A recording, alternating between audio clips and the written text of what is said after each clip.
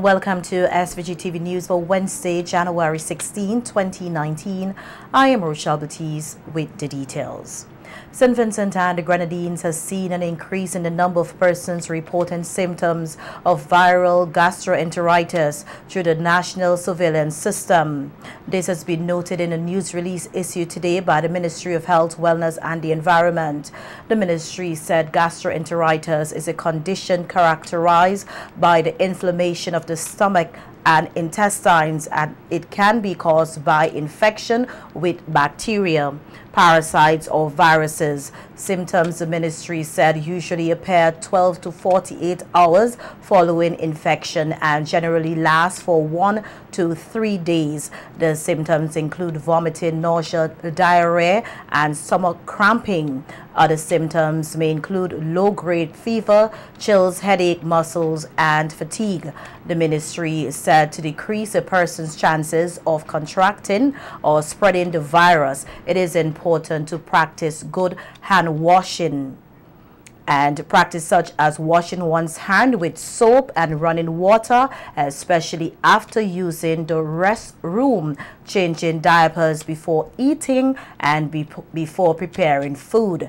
In regards to the dengue fever, the ministry says over the past 6 weeks, there has been 1 confirmed case of the dengue fever, and that it continues to monitor vector activity and that vector control measures remain in effect. Visitors and residents alike are asked to protect themselves from mosquito bites and avoid creating conditions for mosquito breeding.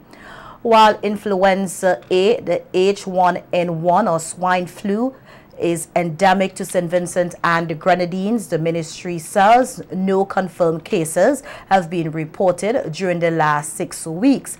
And even though the flu vaccine is not available within the public healthcare sector, it is available in the private sector. The Hirschsprung disease, a bowel disorder in children, is reportedly prevalent in SVG, which have been identified by doctors with the World Pediatric Project, who have been conducting specialized surgeries at the Milton Cato Memorial Hospital for the past 6 years on children from SVG and several other Eastern Caribbean countries. Pediatric surgeon Jeff Lukesh and his team carried out the first batch of surgeries last week, of which he said the majority were with the Hirschsprung disease. So if you look at the most common disorder that we care for down here, Larissa, is Hirschsprung's disease. It's a genetic disease. Children are born with it. There's a delay in diagnosis down here because people don't recognize it and they're not used to it. These children present with just terrible constipation, have never been able to really pass their stools. So once we make the diagnosis, the reality is the incidence of Hirschsprung's disease is about 1 in 5,000 births. So even in an island of St. Vincent's with 250,000 people, you're going to have 5% of the births on this island are going, or 1 in 5,000 of the births are going to have Hirschsprung's disease. And so there's really no way to prevent it. It's a kind of a birth defect that these children are given, you know, a tough, challenging problem that then we have to correct. Dr. Lukesh said children with the disease have to undergo surgery, which he explained is usually a complicated one. Your name is called a suave endorectal pull-through. That's the fancy word for the procedure. We take out the part of the colon that does not have, that is, the birth defect has caused those nerves to go away. When those nerves are not present, the bowel does not relax and function normally. So we find out exactly where the nerves are present and normal, and we take out the bowel that doesn't have the nerves, and then wherever the bowel has the nerves, we bring that down and pull it through and connect it to their bottom. So now they have normal nerve bowel that can then function normally. To date, more than 20 children with the Hirschsprung disease have successfully completed surgeries. Parents who have a child living with the disease are asked to contact the WPP. The recruitment of essential nurses to work in the United Kingdom will commence next Tuesday, January 22nd. A release from the Ministry of Foreign Affairs said all persons who submitted a curriculum vitae during the application period are asked to attend a general information session at the Ministry of Foreign Affairs conference room at 9:30 a.m. on Tuesday. The ministry said there will be interviews immediately following the general information session and that applicants are asked to bring a copy of their CV and other supporting documents. The Ministry of Agriculture last year banned 3 pesticides, namely Roundup, Touchdown, and Glyphosate, pending a technical review. At a ceremony on Monday for the handing over of a composite facility at Orange Hill, Minister of Agriculture Sabota Caesar said that these pesticides remain off shelves, noting that the danger they pose to one's health. If Monsanto and other companies, I'm calling names, if Monsanto and other companies are asking us, when we are applying these chemicals, you must dress like a man, like you're going to space. Like a spaceman does, dress up everything covered. To spray the food, when that touch the watermelon, remember when I eating? I can't cover it up to eat, I eating it. Could you imagine the devastating impact, Tuki, that is having on us? So the evidence is overwhelming that a lot of the chemicals we use are not only carried on to the food and we eat the food, but the farm workers who are applying the chemicals, and as Minister of Labour, I have to mention this about the protective gears. If you have to put on protective gears to spray my food, because if the chemical touch you, it will kill you. So what it will do to my food? Minister Caesar told the gathering that one of his officers lost his life to cancer and that it was found that he was in constant contact with the pesticides, noting that this was one of the reasons why the ban was imposed. We went to the office, we spoke to a medical doctor. The diagnosis was that because of the use of the chemical, he was already in stage 4 cancer. Was sent away and he died. That worker in the ministry, in the Department of Forestry, died whilst in Cuba. Don't want to mention his name, blessed memory. Hard worker, man who did a lot of good work, especially with the parrots.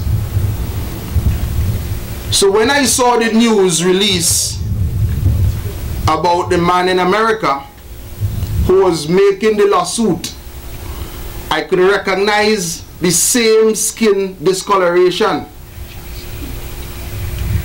The evidence could not be too far apart.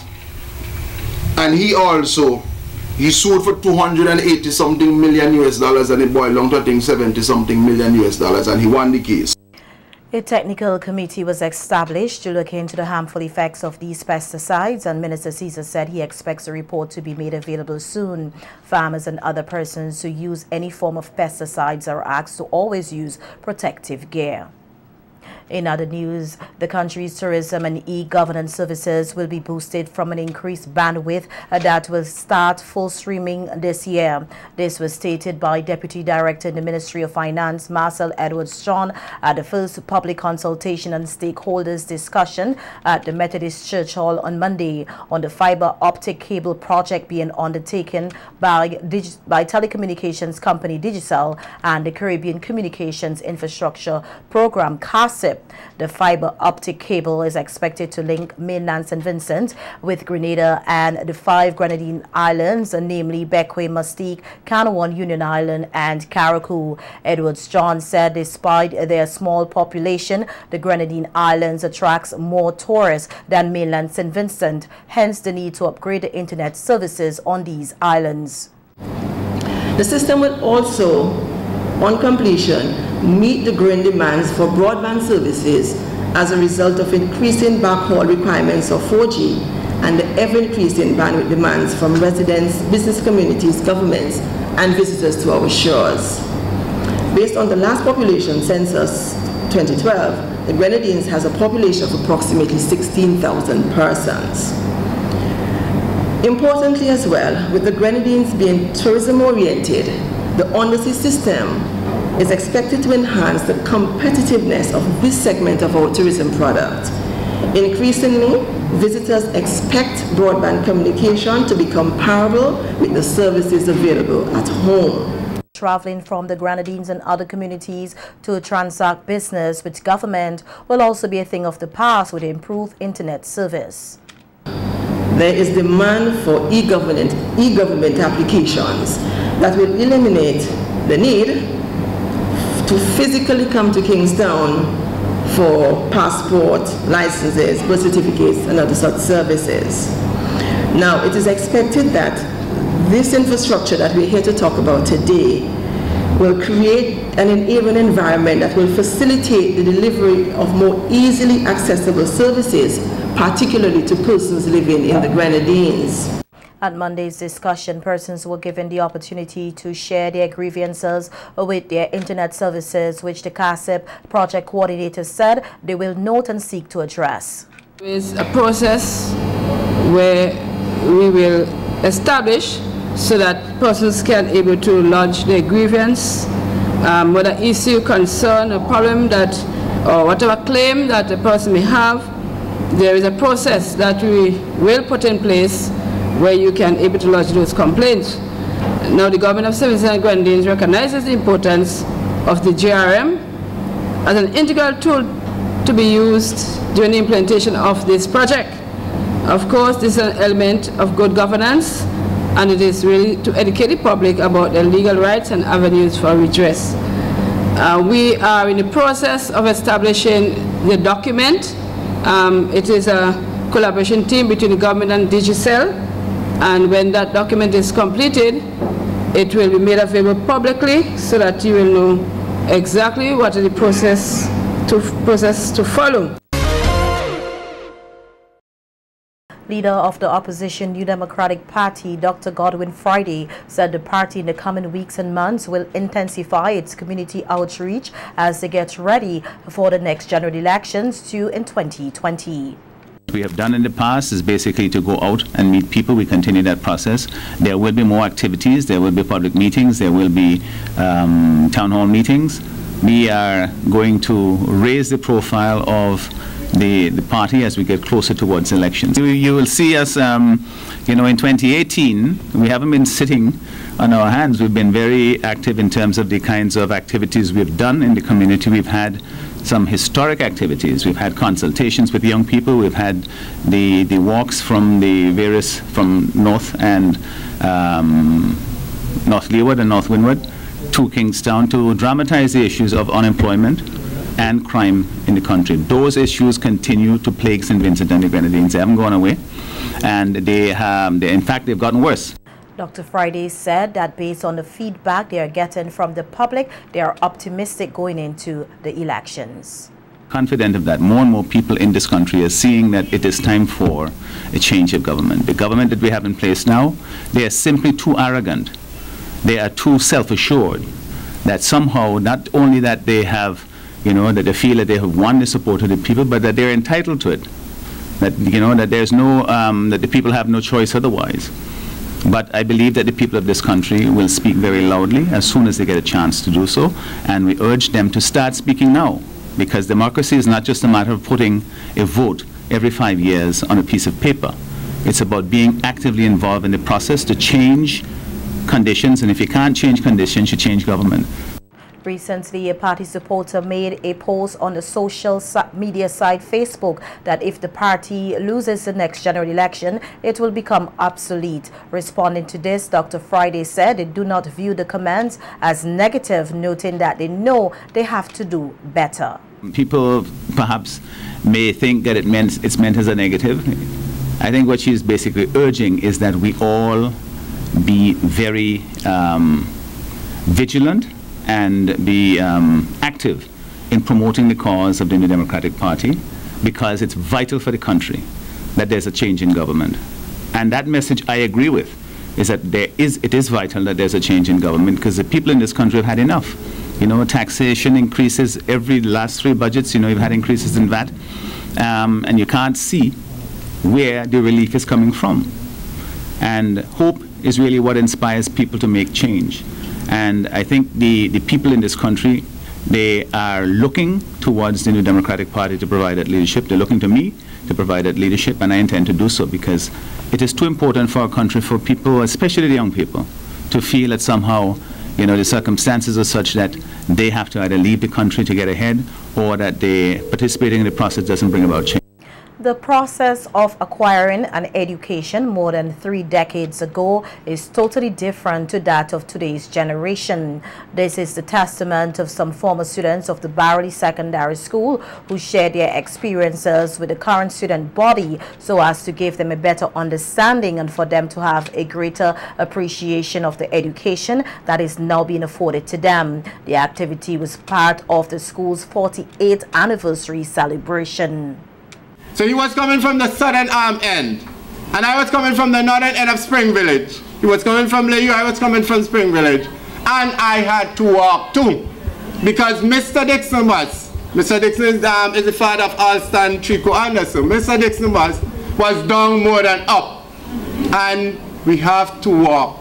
I remember we have to leave homes all 5:30 in the morning, and we got here on time. Present students, we got here on time. Every morning, I had to go and cut grass for Papa Donkey, throw the grass in the pen, give it water before I come to school. And yet, I wasn't coming to school in a van. I had to run to school, get to school, go in the bath, use a rag, not a towel. We wasn't a privilege. So you sweat to come to school, you use a rag, squeeze it out. Dry your skin. Squeeze it out. Dry your skin. Then put on your school clothes and get to class. Can you imagine, student, doing that today? Can you?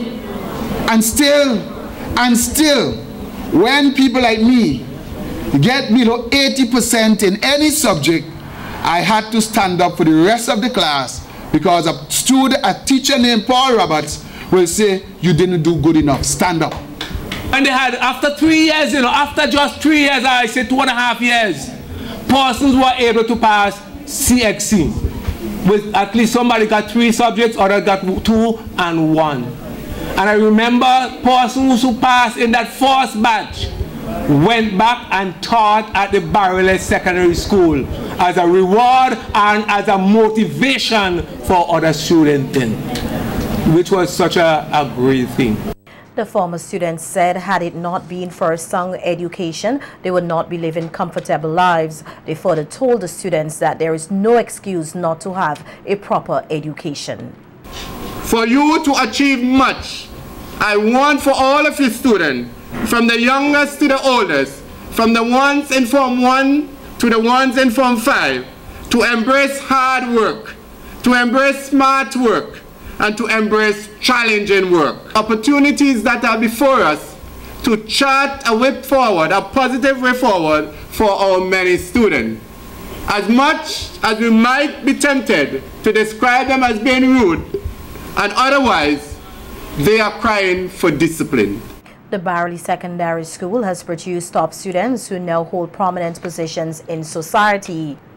In other news, the police here are investigating the circumstances surrounding a shooting incident that occurred in Paul's Avenue about 11:30 p.m. on Monday, January 14th. The police say a 43-year-old laborer of Paul's Avenue was shot twice by a masked gunman. The complainant received gunshot injuries to his abdomen and leg and was rushed to Milton Cato Memorial Hospital, where he is reportedly in stable condition. The police are encouraging anyone who may have information that may assist in the investigation and prosecution of this incident and any other incident to call the ACP in charge of crime at telephone number 1784-456-1339. That's 1784-456-1339. The officer in charge of CID at telephone number 1784-456-1810. That's 1784 09445 61810